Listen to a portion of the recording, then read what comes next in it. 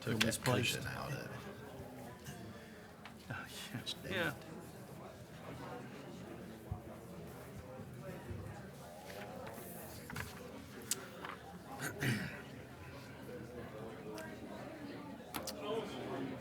All right, good afternoon, everyone. Want to welcome you to this special called meeting of the Caldwell County Board of Commissioners for July the 18th, 2025 at 3 p.m.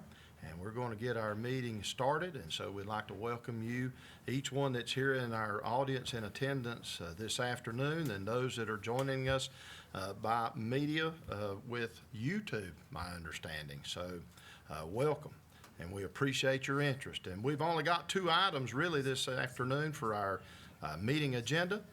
It's just some unfinished business from our Monday night meeting, and so the first item that we're going to have is an EMS update, and Mr. Trevor Key, our Emergency Services Director, if you'll come up, Trevor, and tell the group here about the meetings that we've had and what we came up with out of the recommendations for our EMS. Sounds good. Get a few things up here. I will say on behalf of my staff and we appreciate the promptness on addressing this past Monday night's events, and we will get started. I've got a short presentation that we'll get through, that goes through. It's the mission of Caldwell County Emergency Services to provide prompt and professional patient care as well as customer service to our citizens at all times. There's several factors that we have came to realization with, some that we can change and some that we can't, that we're challenged with. And we're going to go over those right now. So let's see. I'll turn it on first. So the members of the EMS Oversight Committee was Chairman Church, Commissioner Starnes, Interim County Manager Wayne Rash, Deputy County Manager Jimmy Harrison, myself, Dr. Snyder, our Medical Director, and there was 5 EMS employees that came through and met. We met 3 times, and like I said, we discovered several things. And obviously, based on June's meeting, our main objective is all the overtime that we had. With that overtime, we've got to keep trucks on the road, and we've got to manage that several different ways. And ultimately, having vacancies, we've got to put either a part-timer or a full-time person in that to maintain the 9 ambulances in the day and the 8 at night that we cover the county with.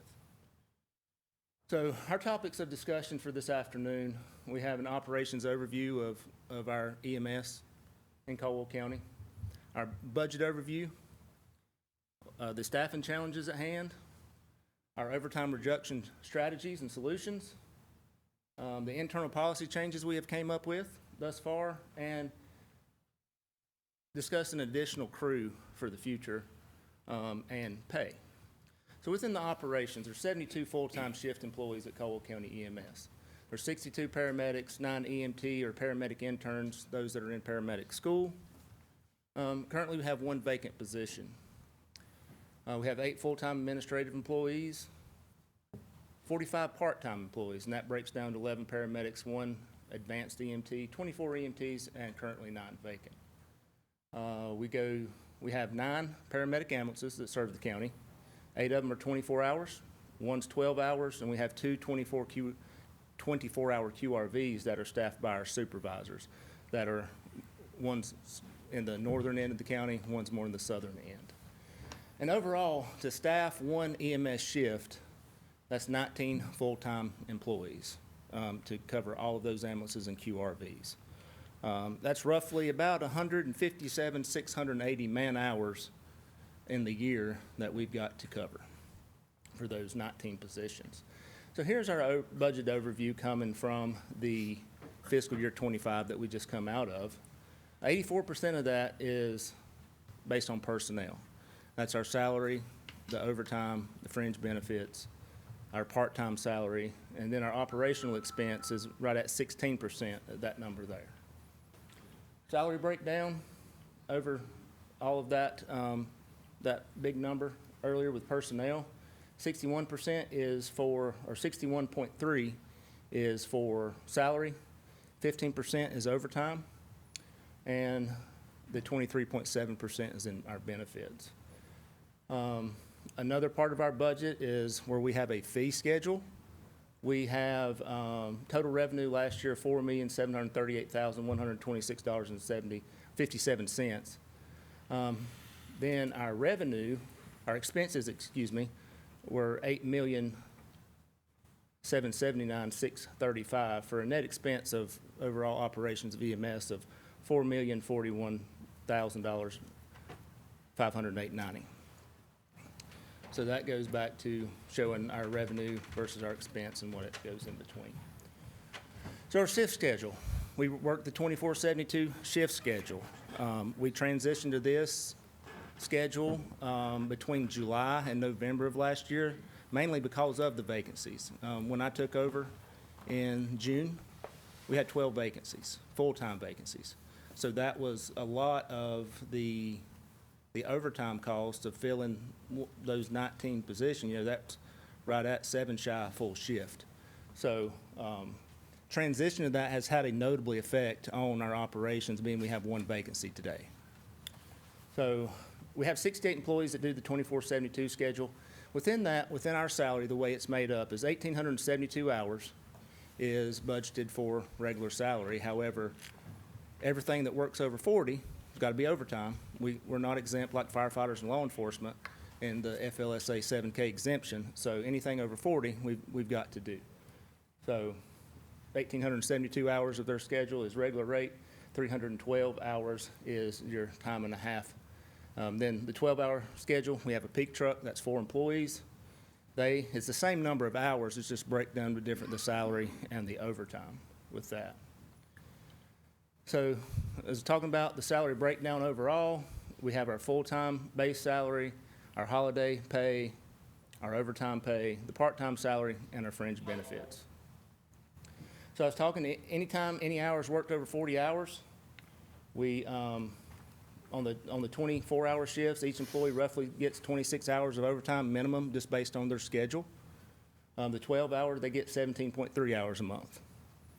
Any additional shift is what we refer to as the true overtime, so filling in these open spots, training, special events that we do as part of our fee schedule, as well as deployments. I know back in end of March, April, we went to Polk County and sent 4 paramedics and an ambulance for a 5-day deployment, helping other counties out, and that's totally reimbursable as well, but that does come of our salaries. So with the 24/72 hour shift schedule, roughly $822,968 was what is scheduled overtime. That's bare base, that's what we advertise in salaries, that's what we have to pay everybody. The 12-hour shift is $32,273. So in total, our overtime comes to about $854,000 a year. That's just base salary. So within last year's budget and where we came to in June for that budget amendment, roughly 12% of all shifts, that's what that number was, that we were over, was 12% of those, of that total of overtime was full-time that was filling into some vacant shift somewhere. And that was about 500 shifts, as in when we go through the number of shifts. Putting that number in perspective, there's roughly, in man hours, about 12,830 hours of that 157 number I spoke of at the beginning. So 12% was filled with that overtime. That's where that number came from. So our staffing challenges. Any questions about anything thus far? No. So our staffing challenges, as I said before, vacancies. FMLA or extended medical leave. We had 2 employees that were had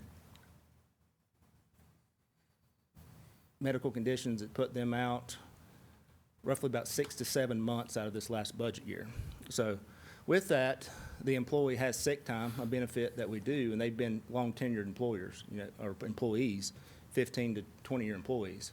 So they had sick time. So when we have an open shift that someone takes, in this case, sick time, we're paying that person and they're 24 hours of shift. And we're also covering whoever is covering that spot, either a part-timer, or in that case, if we can't get part-time to work, we've got to get a full-time so we can keep ambulances on the road 24/7. So vacation time's the other. If we're paying somebody vacation time, they're getting paid, and whoever's coming in, it's not like your regular 8 to 5 office job is if that person's not there, they're not there. Here, we have to plug somebody in there so the ambulance is on the road, ready to go. Injuries and workers' comp, same thing. We'll go in there. Vacancies, we're not paying the 2 people, we're paying 1, but if we have a vacancy, we have to cover it somehow, some way. Speaking about our part-time staff, there's a lot of federal law that we went through with the committee to show that they can't work but 30 hours a week based on laws referring to health insurance. If they work over 30, we've got to offer them health insurance. So they're stuck with 30 hours a week to do that. And then federal retirement laws, ERISA law says that they can't work over 1,000 hours in a year, a rolling year. It's not July through, it can be at any point within a year's time. So they can't work over 1,000 hours during that time. So we're kind of stuck with the part-time employees can only average about 3.5 24-hour shifts a month or 7 12-hour shifts. And with the 45, it's hit or miss sometimes if we can get it covered sometimes. It's based on availability. And then when we go to our pay for part-time, we're about $14 to $18 an hour for EMT and $18 to $24 for paramedic.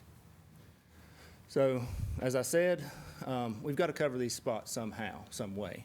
And what we have come up with is setting some part-time float positions. That right now, the way we schedule our part-time is based on availability.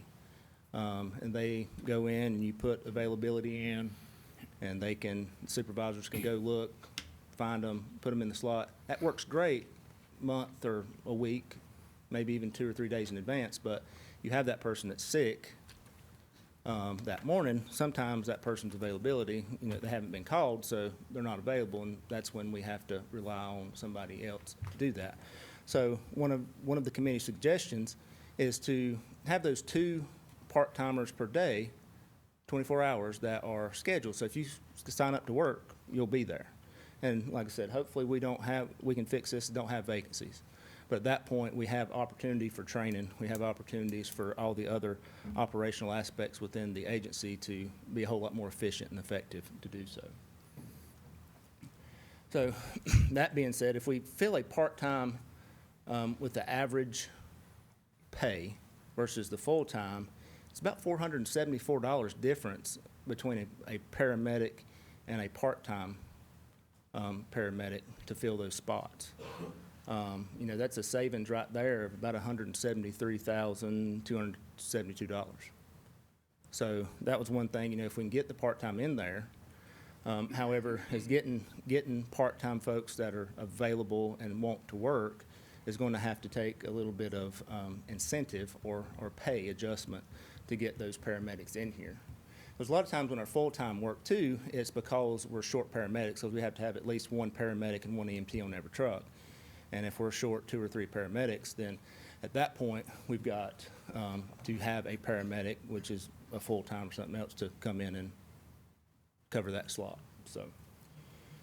So on top of that, and adding the 2 part-time position, we have done some overtime reduction strategies. That's setting a maximum overtime allowance. We did this back in November when we found after Helene that we were going to be over budget. We set a 100-hour rule, but just in case, we dropped it down to 75. And that's going to pop in and save on the overtime itself.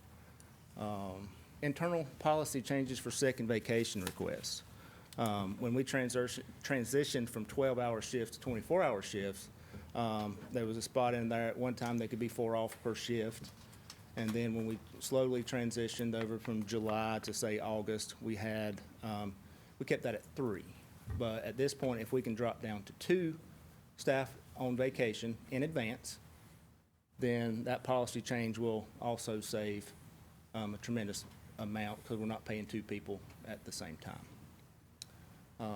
And then we've already talked about the part-time schedule, but we'll also increase pay $4 an hour amongst the EMTs and paramedics, and revise our part-time work requirements so we know folks are in there and getting scheduled and here when we need them.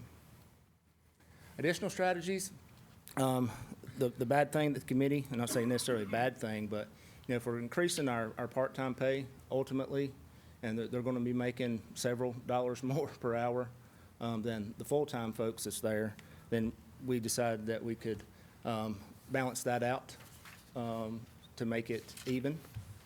Have more supervisor and employee accountability based on sick time, having that vacation. Vacations don't pop up the day before shift, so having that accountability that we plan ahead, for sure. The last strategy would be adding a crew, which is an additional paramedic ambulance that covers the Hudson and Cages Mountain area. That's our largest call volume area. It's roughly about 30% of the whole Caldwell County's call volume. And with the Cages Mountain base that's coming online, hopefully fall, early winter, we could add a ambulance there per se, and that is a cost most certainly. However, this unit would not be considered a minimum staff in that third truck in that area. And with that being said, this unit would drop at the time part-time could not fill the open vacancies. So in theory, we'd have to have 5 to 6 personnel off, but we'd still be maintaining, instead of 3 ambulances in that area, there'd be 2. So there is a cost, but ultimately looking at it, it could just about wash out based on the overtime that we were excessively spending. So, and another part with this would be reduction of call load and response times greatly to be in the central part of the area. When we get, there's days that most often, I'd say at least 2 or 3 times a week, we get down to 1 ambulance, sometimes 0, based on our call volume. So most definitely would help that out on the back end there. So overall impacts of these changes, it does increase overall our budget. However, with our policy savings, we're looking at almost $450,000 just based on policy changes. We're looking at increased revenue. Last year, beginning of this month, our revenues were over almost $770,000 on our fee that we actually brought in. So that offsets our budget greatly as well. So increasing based on what we got last year and our projections, we can increase our fees revenue about $275,000, and the policy change would be about $450,000. And then, as you can see on the right side of the expenses, we have a part-time pay increase. Obviously, if you increase pay, you're going to have to increase benefits on that. Our full-time to equal the pay that we're giving part-time and boost it up to be even. And then the crew addition there. And I broke this down into a little bit better projected expenses to change all this.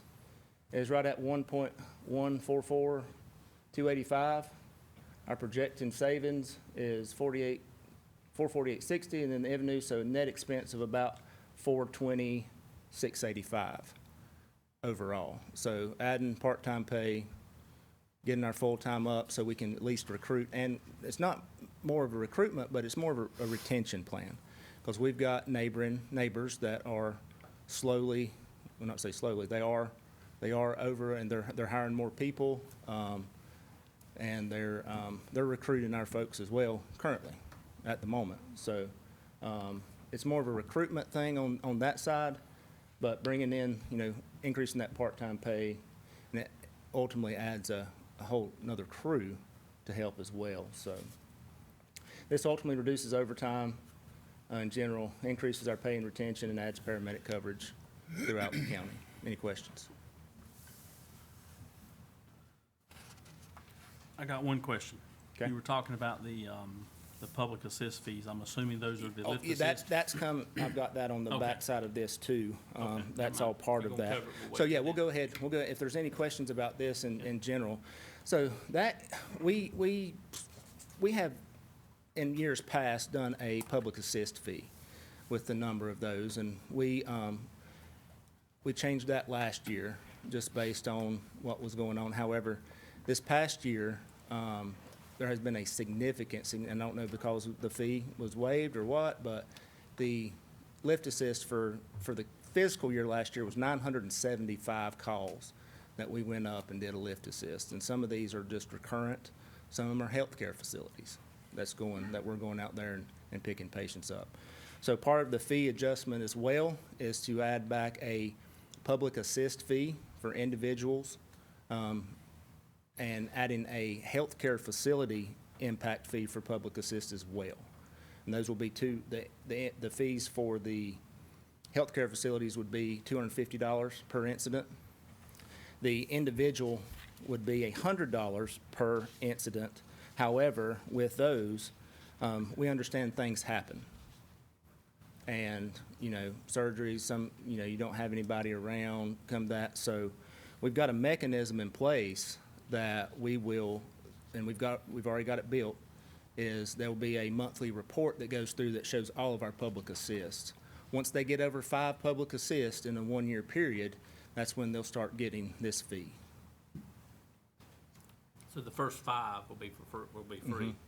5 in a year, so you can So do. how does, so if you've got a, somebody who's abusing the system, and they call 5 times in a week, is that gonna add up to one bill at the end of the year? No, it'll be billed once they get the 5, we'll start billing. Okay. So at I that see what point, you're if they saying. did the 5 in a week and we get that, and that end up So being. at 5, they're gonna start getting billed, period. After the 5, yep. Okay. And that will run, instead of running the way our process runs right now, when we do the chart, as we call it, and goes through, it goes to billing. Okay. At this point, the fees will be manually reviewed and then be forwarded at the end of the month to our billing contractor. Sounds good.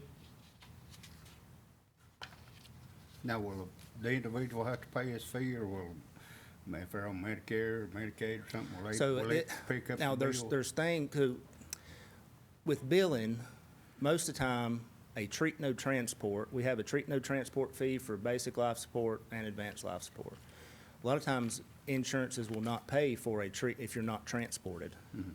So there is legislation at the federal level right now that would allow for that, but right now, that's a direct fee that's billed out.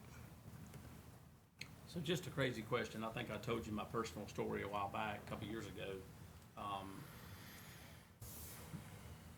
Have we ever tried to bill that, just to see if it would be paid? Are we talking about Medicaid or private? I'm talking about private insurance, though. Private has, and it just depends on the plan, honestly. Okay. And some of them do, but like I said, this legislation now will go to, and it's mostly your privates that would and will. Your Medicare's not, and Yeah. what was in legislation, and I don't think it's went anywhere from what we've been told. It would allow these treat no transports as part of Medicare, That I understand. but that's But do we bill, can we or do we bill those private insurance? If we go to somebody's house and pick them up for a lift assist, do we actually bill the insurance company? no, we have not. Have we ever tried or talked about that? I do not think so. Okay. And the Because reason I I've say said- that is several years ago, I was told that it wouldn't pay for mine, but then I asked to have it billed, and it actually paid 100% of it. So We can I'm definitely. just wondering make try. sure we're not missing any revenue that we don't think will be paid. And that was actually honestly would the be paid. backside of turning it off too, because there's only about 10% that was paid when we were billing it out last time. Right. Okay. So you can always try and they can deny it or accept it, Right.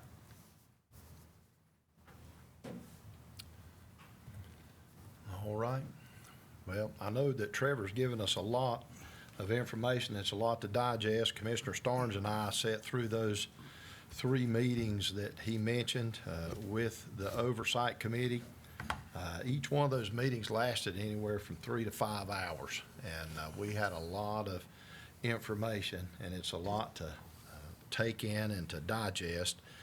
But ultimately, at the end of the day, I think we came up with some good recommendations to, number one, make us a better EMS unit. Not saying that we weren't good already, but I do believe that as I've said all along, we're going to come out of this better, and we're going to come out of this stronger. And I appreciate all the EMS employees being here today and being a part of this. I see the group that was involved with the 5 that came into our meetings as well, and so had a lot of good conversation back and forth. And so that's what our goal is as a county, is to provide EMS to be the best that it can be. And I already think we're the best in the state of North Carolina and the United States, but we want to make it better. And that is our task and what we're trying to accomplish by assisting in all this. Yes, sir. So Commissioner Starnes. Trevor, I think what you need to explain to the public, you know, if people's out here looking at our budget and they pull it up, they're looking at a staggered 9.3 million. I think you need to explain, because the tail end of that, what we're collecting as we sit in that meeting, don't affect your budget. So if you take that amount and you take the amount of savings, then we're somewhere in the lines of $5 million operating. Yeah, roughly, based on what I'd put up the last, I think this Yeah, is so- what the people need to hear. yeah, so with our budget, we have our revenues and our expenses. And the revenues last year was right at, we brought in $4.8 million with a 4.7-ish operating. That's minus the fees. So with this, increasing our fees will not increasing them, but increasing our projections of what we're getting is going to put, like I said, it's still operating cost, but we're looking at, if we're the same way this year with our $5 million operating costs, we're looking at bringing close to, when we brought in 4.7, I think. So with that, we're going to be, as long as we keep getting transports and transporting people and insurances is paying and all the works, then we're going to have close to $5 million revenue. I reckon as the well. bottom line 5 and is 5. that I'm trying to get to is to all y'all out there. I've asked a lot of questions, but this $4 million that they're collecting does not go back into EMS. It goes into the county's general budget. So, like I said, at the end of the day, and I'd question the budget myself being so high, but when you take all that out, you've got the EMS operating, because they're just like a business. They've took this money in and made it, so if you'd have put it right back into their checkbook, they're operating off of probably $5 million. Am I close? That's right, yeah, that's correct. I just want everybody to understand that part of it, because they've been a lot of, why is the budget high and this and that, but you know, you gotta tell the rest that's behind it. Yeah, and I want to add just a little bit of that for public knowledge, but 1 cent of our tax rate brings in around $900,000. So if you do the quick math on that, 5.5 cents of your tax goes to supporting EMS, and that's one department within our county. So not good, bad, or indifferent, just saying that's one department within our county that we are supporting with your county tax rate. Been a lot of things about the tax rate, and but when you bring that down and really realize what it's costing to have the best, and that's what I again want to say. We're after having the best, the most qualified employees, and I think we've got them, and I appreciate each and every one of you and what you do for our county and for our residents, and I don't take it lightly. I've often said this, but I was one of you at one point, and I know what it is to ride in the back of an ambulance, and I know what it is to to be out on an emergency scene. And so I've never been on the receiving end, but I can guarantee if I was, I would, it'd be a welcome sight to see Caldwell County EMS and our first responders show up to be able to assist me and cut me out of a car or whatever it is. So I want you to have the best because I want to get out of there and live, right? So that's what our desire is. Mr. Chair, Mr. Chairman, go ahead. I just want to say thank you to the committee. It was broad-based, and you guys did an outstanding job, and I'm so thankful for what you did. Years ago, we didn't have the mechanisms to collect the revenue as we do now. We switched to a third-party billing, which has helped us tremendously with our revenues. And so that system has paid for itself over and over and over again. So I'm very thankful for that.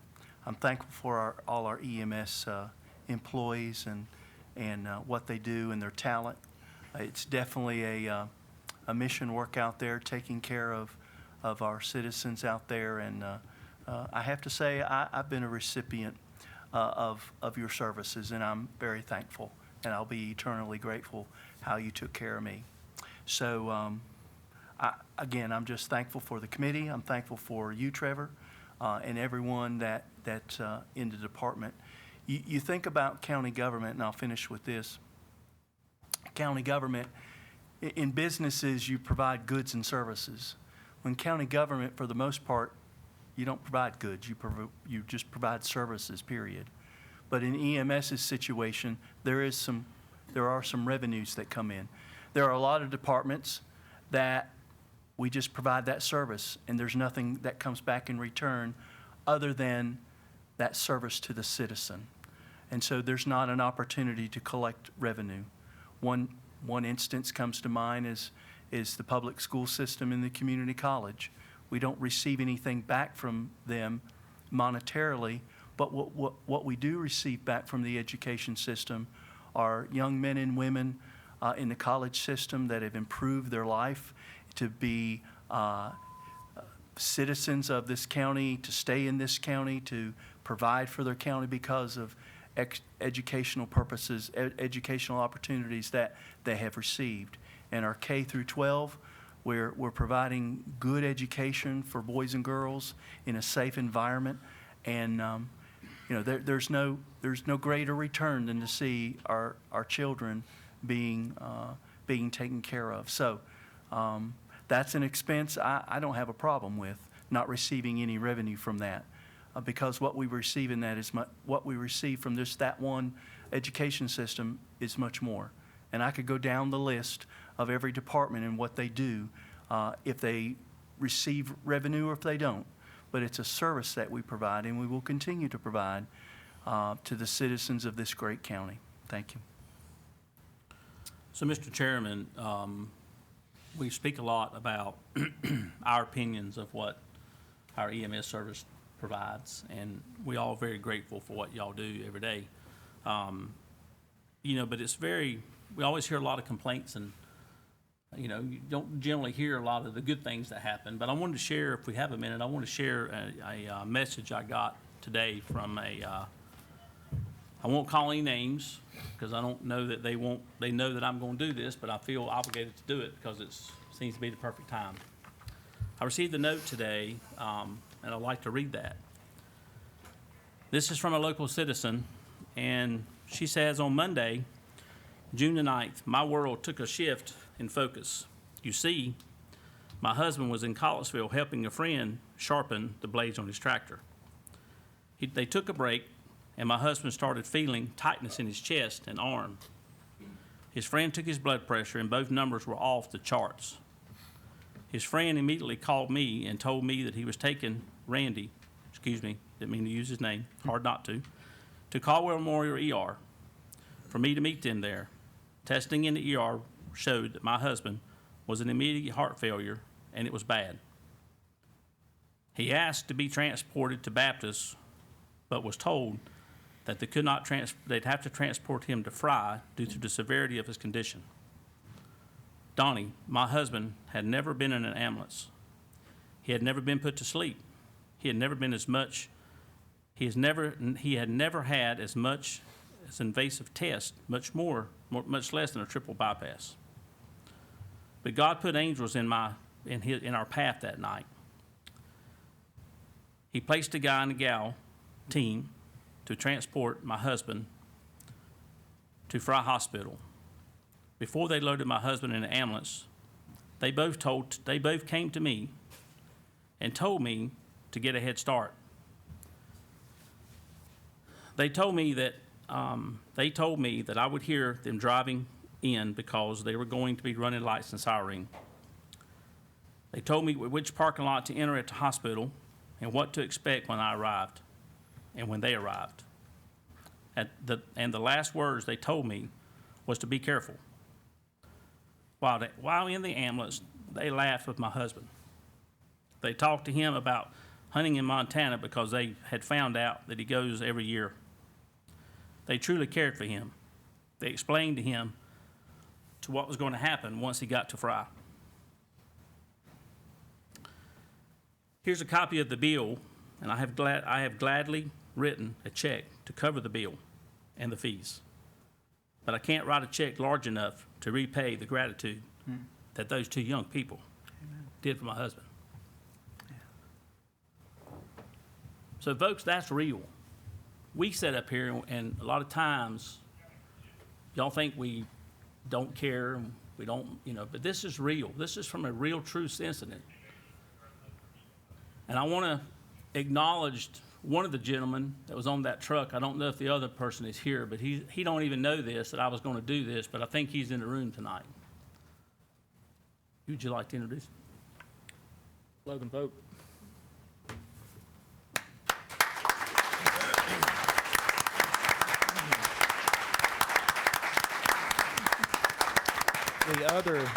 The EMT part of the crew, Logan's the paramedic, the EMT part of the crew was Margaret Ferris, which is one of our newer part-time EMTs, and she's not here today, but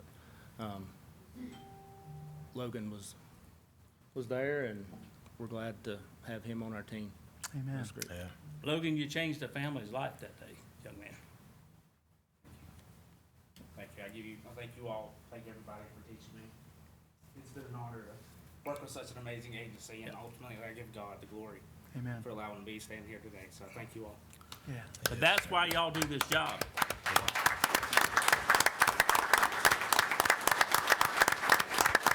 There's many more in here that's done the same, but yet hadn't got that, but that's what we're here for, the customer service, Yes, sir. prompt and customer service. All right. So I jotted down some notes just to reel us into where we need some motions, I think. But I jotted down that we're asking tonight or this afternoon for an additional crew to be hired. When would you like to hire that crew, Trevor? When So would you? that would be in the October, November Yep. timeframe. That, the Cages Mountain Base would go live if everything goes as planned around beginning of November. Yeah. So that would give that point enough time to recruit, look and find employees for that. Yeah. You sure you don't need that prior to, because you're gonna have a window of, interviews and. Well, you got to that's what hire. I'm saying, that when we would have them hired and in, we would start, that would be in the October September, October timeframe All right. to start, to be able to start and go forward. Because we'll have roughly 2 to 3 weeks of training, and then we can put them on the ambulance at that point in field training. when I it's guess time my in question, you're November. gonna have to hire 9, right? 8, well, Eight. in theory. 8 in theory, yeah. For that, So yeah, would we you, have the are you vacancy. sure you don't, because you got to put the, the posting out, you gotta Mm-hmm. wait for the process to get applications in, then you gotta do the interview process, so are you sure you're gonna have enough time for them to be hitting the road running in November? Yes, Okay, All right. as And long as then, they're out there. That's the, well, that's my whole point. that's the Yeah, question. he's there. gonna start But I advertising think immediately. with the advertising and Yeah. that's a starting point that most definitely for those months, we can usually 3 to 4 weeks, once after interviews are done, we can have them run. And then the second part of this is increase in the base pay. I think we have to approve that in a form of a motion too. Abby? Yep. And then the third part of that is increase in the part-time pay fees, because we're having to adjust that rate so we could get some additional part-time folks to work, my understanding. And all that fee schedule's laid out Yes. for Trevor and what he's laid out. Commissioner LaBrosse is asking about the reinstitution of the 300,000, but is that necessary to do since we're doing these other? So with that and the way it was done for and calculated with those savings, the end number, in the end of the day on the budget revision would be what we needed, which technically takes, and I can't quote the number what, but it actually subtracts from what we had on our original budget, and it decreases that, overtime line item. So it would include that, in other words. So there's no need to restore that? You're all good? Correct. Okay. Yeah. All right, fair enough. Built into it. Yeah. Fair enough. And Yeah, we it's did built take in that together. into account during our Yeah. work sessions to try to get down to the number, which Trevor has presented here this afternoon. So with all that then, as being a part of the committee, I'll make a motion that we adopt the recommendations of our Emergency Services Director, Trevor Key, and the additional hiring of the 8 paramedics to staff an additional crew, the increase in the base pay and the increase in the part-time pay as has been set forth by Chief Key. And any other comment or discussion about that? And does that cover everything that we talked about? Trevor, anybody? That's it, ain't it? Yeah, the resolution for the. Yeah, fee we'll schedule. do that separately. I got it already, so we'll trying to take care of this EMS, all this stuff, and then we'll look at the resolution. So any other comment or discussion about that? All in favor say aye. Aye. Any opposed? And that carried unanimously. And then we've been presented a resolution, I guess 18-2025, but the resolution amending the 2025-26 emergency services fee. And I'll just read that resolution to be adopted this afternoon. But whereas by resolution, the Caldwell County Board of Commissioners can amend the county schedule of fees adopted each fiscal year, and whereas Caldwell County Emergency Services has requested to amend its schedule of fees to include the following: individual public assistance fee in the amount of $100, licensed care facility public assist fee in the amount of $250. And I want to pause right there and just let people know what that is. But we've been getting calls out to many of our licensed care facilities asking us to come in and pick patients up for them from the floor into the bed or whatever it is. So we had been doing that with no charge, but we feel that these facilities and those people that are charging you to stay there should either, one, pick you up without calling us, or two, if we have to come, you need to pay us to pick them up. So we'll be charging the public assist fee to those licensed care facilities. That won't go to the patient. It's going to go to the facility. So reading on in the resolution, a non-emergent lift assist fee will be assessed to the individuals or licensed care facilities each time Caldwell County EMS personnel help pick up a subject that has fallen and has no apparent injuries or emergent medical needs. A lift assist requires no additional medical evaluation or transport to an emergency room, only to lift the resident from one surface, i.e. floor, to another, i.e. the bed or chair. Individuals will be charged $100 per incident after 5 documented public assist in a 1-year period. The 1-year period will run by calendar year. Caldwell County EMS will reconcile a monthly report on the public assist incident and the billing individual based on the number of public assist responses greater than 5 in a calendar year. And licensed care facilities will be charged $250 per incident. This charge is intended to be disincentive for the practice of using publicly funded emergency services to provide a non-emergent assistant to a licensed care facility or a public assist fee in the amount of $50. So now therefore be it resolved that the Caldwell County Board of Commissioners approves the requested amendments to be made in this fiscal year 25-26 schedule of fees. Do I hear a motion that we adopt this resolution? I'll make a motion, Mr. Chairman, we adopt the resolution as you read. Any other discussion or comment? All in favor say aye. Aye. Any opposed? And that motion carries unanimously as well.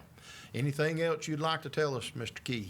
Yeah, I actually made a mistake there. Tony advised that there was two budget amendments that together would bring to what we brought there. So it did include that,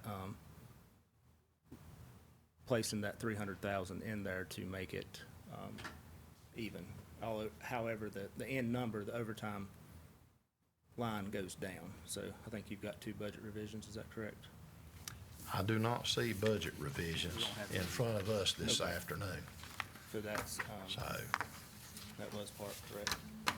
Yeah. So there's two budget revisions necessary to implement this, these changes. The first one, I wasn't sure where you were going, so I did this in two pieces to make sure you had options.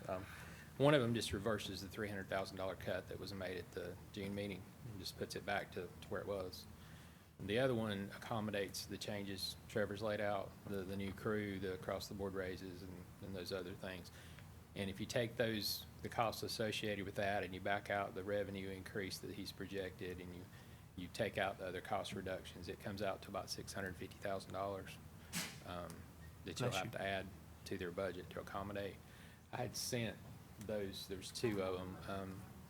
She may be able to pull them up and show them to you, but if you make all these changes that have been discussed and you don't add anything to the budget, you're not going to make it through the year without going over budget. So, so what we need to add to the budget, Tony? Just give us the number, honey, and we're gonna add her. 300,000, I'm assuming? you got to add 300 back, and then you got to add Well, 600. I make that motion to restore that 300,000. Number was around like 844. It's 300 back, and then it's 656 on top of that to hire the new crew and do the raises and all that. So So altogether, it didn't include the 300. so it's like 956 altogether, We did it about 3 or 4 different ways. right? Okay. I apologize for the confusion. Well, But you I'll go may ahead- just think I'll- about it logically. You can't add a whole new crew without it costing you more, so. I understand. you know. Well, I'll go ahead and make that motion to add that 300,000. All right, any other comment or discussion about that? All in favor say aye. Aye. All right, so that's Something else? That's the 300, that's back, that's Yep. good. But that's not enough to cover all the new stuff. If you want to do that, you got to add the 656 budget amendment as well. And I hate that we don't have it in front of you, but Well, I think that's what we adopted What was in the the first hiring one? of the paramedics and the raising. I mean, you. that one you- was associated with that? Yes, sir. Okay, You all put right. the numbers to it, but Okay, you all right. make it happen. Yeah. I'm You figure sorry, out how I- the Yep. numbers work.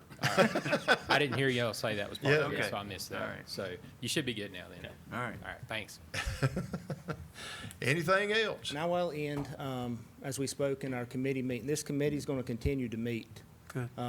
And analyze what we're changing, and as well as continue analyzing our future and make sure that we're doing the right things and being the best of the best that we can be. All right. Sounds good. Y'all keep up the great work. Yeah, Thank you. Thank you again for being here. And so at this time, I'll entertain a motion to enter into closed session pursuant to General Statute 143-318.11A3, 4, and 5. And this is all in relation to the potential purchase of property and an EDC request for new business potentially coming into our county. That is all. That's what So we're moved. going to talk about So moved. in closed session. All right. All in favor, say aye. Aye. And we are going to go into closed session. Again, thank you for being here this evening.